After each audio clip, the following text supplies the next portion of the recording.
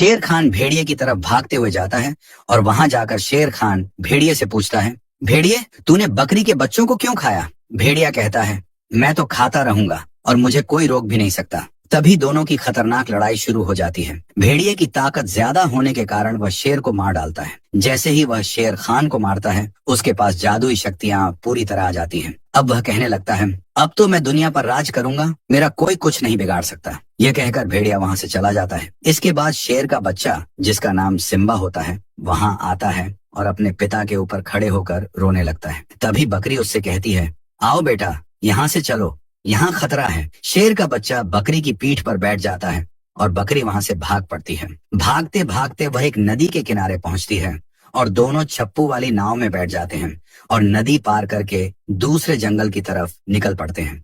और दूसरे जंगल में पहुंचकर वे नाव से उतरते हैं और जंगल के अंदर चले जाते हैं। उधर भेड़िया शेर खान भेड़िए की तरफ भागते हुए जाता है और वहां जाकर शेर खान भेड़िए से पूछता है, भेड़िए तूने बकरी के बच्चों को क्यों खाया?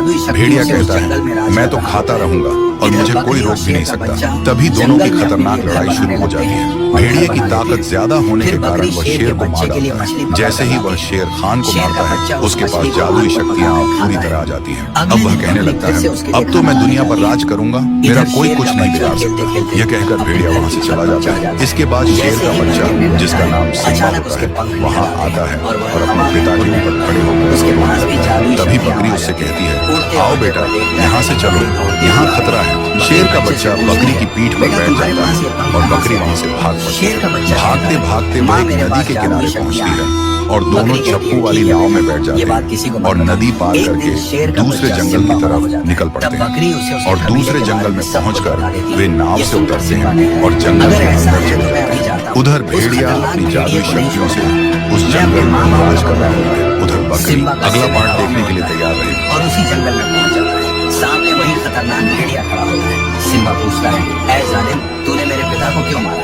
भेड़िया कहता है, ओ तुम अब तक जिंदा हो, आज तुम्हें भी मार दूंगा और मेरी ताकत और बढ़ जाएगी। फिर दोनों के बीच जोरदार लड़ाई शुरू हो जाती है। लड़ते लड़ते अचानक सिम्बा उसे उठाकर जमीन पर पटक देता है। सिम्बा उसके ऊपर चढ़ जाता है और उसे मारने लगता है। आखिरकार भेड़िया मर जाता है और सिम्बा अपने पिता का बदला ले लेता है। ऐसी और मजेदार वीडियो देखने के लिए हमारे YouTube चैनल को सब्सक्राइब करें।